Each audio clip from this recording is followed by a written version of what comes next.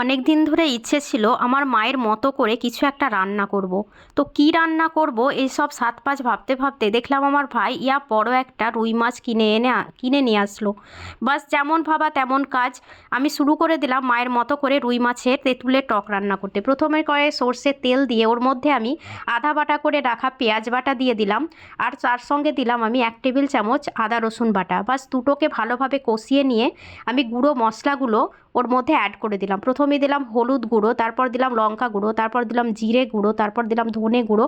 সমস্তটা আমি দিয়েছিলাম 1 টেবিল স্পুন করে। তারপর স্বাদ মতো নুন দিয়ে মা যেটা করে সেটাই করলাম, আমি কাঁচা মাছগুলোকেই মশলার সঙ্গে ভালোভাবে কষিয়ে নিলাম।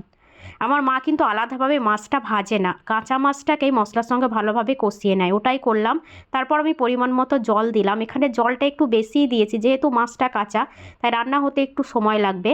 তারপর ঢাকা দেওয়ার পর যখন ফুটে উঠলো তখন আমি ওর মধ্যে তেঁতুলগুলা জলটা দিয়ে দিলাম। যেহেতু তেঁতুলের টক, তাই আমি টকটাকে ব্যালেন্স করার জন্য পরিমাণ মতো চিনিও দিয়েছি। নামানোর আগে ধনেপাতা দিয়ে দিলাম। বাস রেডি হয়ে গেল আমার মায়ের মতো করে